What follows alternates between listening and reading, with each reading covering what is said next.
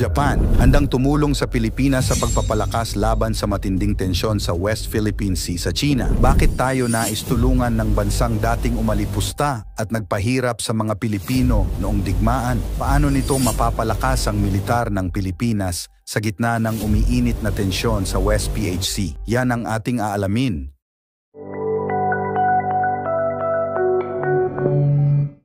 Kasaysayan ng relasyon ng Pilipinas at Japan. Ang relasyon ng Pilipinas at Japan ay may malalim na pinagmulan. Noong ikalawang digmaang pandaigdig, sinakop ng Japan ang Pilipinas mula 1942 hanggang 1945 na nagdulot ng matinding hirap sa mga Pilipino. Matapos ang digmaan, nagsimula ang proseso ng paghilom at muling pagbuo ng ugnayan. Noong 1956, nilagdaan ng Pilipinas at Japan ang Treaty of Peace with Japan na naging batayan ng muling pagbuo ng ugnayan ng dalawang bansa. Mula noon, unti-unting lumalim ang ugnayan ng dalawang bansa sa pamamagitan ng diplomasya, ekonomiya, at kooperasyon sa iba't ibang larangan. Sa loob ng 68 na taon, minarkahan ng Pilipinas at Japan ang normalisadong relasyon nito noong Hulyo 23. Ang dalawang bansa ay naging strategic partners mula noong 2011. Ang Japan ay isa sa 4 na strategic partners ng Pilipinas na may 264 bilateral agreements at ang nagsisilbing pangalawang tahanan sa tinatayang 314,428 Pilipino. Noong 2023, ang Japan ay naging pangalawang pinakamalaking trading partner ng Pilipinas na may kabuuang kalakalan na umabot sa $20.71 bilyong. Sa parehong taon, 305,580 na mga turistang Hapon ang dumating sa Pilipinas na mas mataas kaysa sa 99,557 turistang dumating noong 2022. Ano ang RAA?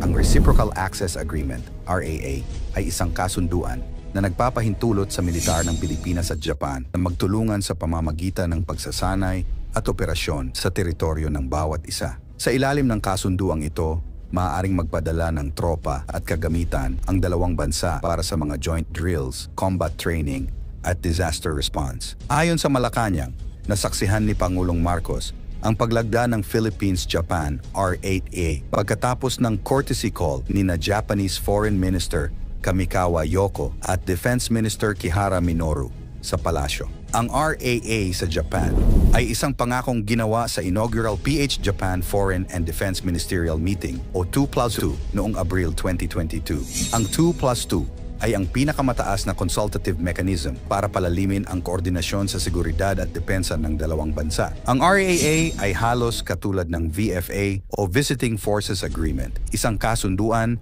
na nilagdaan noong 1999 sa pagitan ng Pilipinas at Estados Unidos. Ayon kay Armed Forces of the Philippines, AFP, Chief General Romeo Bronner Jr., mapapayagan nito ang Japan Self-Defense Forces para magsagawa ng aktwal na operasyong militar sa Pilipinas at maging ang mga Philippine Army sa Japan.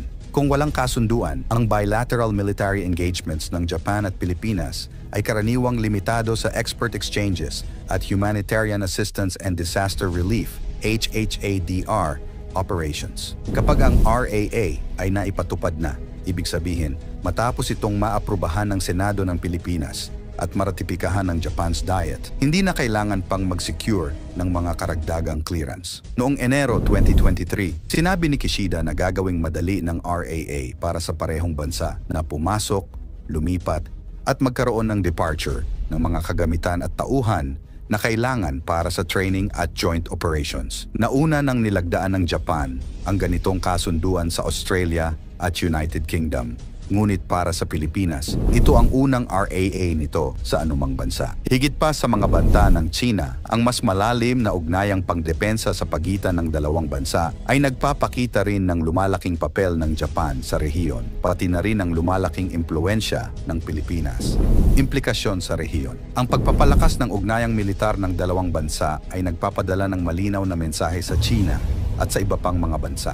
Ang kasunduan ay napirmahan kasabay ng pagdami ng maritime run-ins sa pagitan ng Manila at Beijing, Kaugnay sa resupply missions ang una sa mga tropa na nakaistasyon sa isang beach vessel sa contested Second Thomas Shoal na nagdulot ng pagkasugat ng isang sundalong Pilipino noong nakaraang buwan. Sinabi ng mga ministro sa isang joint statement matapos ang meeting na sila ay nag-aalala sa marahas at tumitinding pambubuli ng China sa Second Thomas Shoal. Anila, ang mga aksyon ng China ay nag-obstruct ng freedom of navigation at nagdulot ng disruption sa supply lines na nagdulot ng pagtaas ng tensyon. Ang China ay nag-aangkin ng malaking bahagi ng South China Sea sa ibang bahagi ng mundo kung saan ang Brunei, Malaysia, Pilipinas, Taiwan at Vietnam ay mayroon ding mga inaangkin. Ang Japan na inanunsyo noong nakaraang taon ang pinakamalaking military buildup mula noong ikalawang digmaang pandaigdig sa isang hakbang palayo sa post-war pacifism ay walang inaangkin sa malaking bahagi ng South China Sea, isang conduit para sa karamihan ng kalakalan ng Northeast Asia. Ngunit ang Japan ay may hiwalay na maritime dispute sa China sa East China Sea kung saan ang mga kapitbahay ay paulit-ulit na nagkaharap. Sa parehong press briefing, muling iginiit ni Japan's Foreign Minister Yoko Kamikawa ang kahalagahan ng kapayapaan at katatagan sa Indo-Pacific region na nagbabala na ang Tokyo ay tutol sa unilateral attempts to change status quo by force and coercion. Sa Beijing, isang tagapagsalita ng Foreign Ministry ng China ang nagsabing ang Asia-Pacific region ay hindi nangangailangan ng military blocks o provocations sa pagitan ng iba't ibang kampo o maliliit na bilog na humihikayat ng bagong Cold War. Sa panahon ng ikalawang digmaang pandaigdig, ang Japan ay responsable sa pananakop at kolonyal na pamamahala ng mga bansa sa Timog Silangang Asya kasama na ang Pilipinas. Sabi ni Lin Jian bilang tugon sa tanong ng isang reporter sa isang regular briefing. Dapat seryosong pagnilayan ng Japan ang kasaysayan nito ng pananakop at mag-ingat sa mga salita at gawa sa larangan ng military security. Giit ng China, mariing kinokondena ang naging pag-uusap ng dalawang bansa. Ang Pilipinas ay may visiting forces agreement sa Estados Unidos at Australia. Ang Tokyo na nagho-host ng pinakamalaking konsentrasyon ng puwersa ng US sa labas ng bansa ay may katulad na RAA deals sa Australia at Britain at kasalukuyang nakikipagnegosasyon ng isa pa sa France. Sa kabila ng madilim na nakaraan, ang Japan ay nagpakita ng sinseridad sa pagnanais na makipagtulungan at tumulong sa Pilipinas. Ang kanilang mga hakbangin ay hindi lamang nakatuon sa pagpapalakas ng ekonomiya at seguridad, kundi pati na rin sa pagpapanatili ng kapayapaan at pagpapatibay ng pagkakaibigan sa pagitan ng dalawang bansa.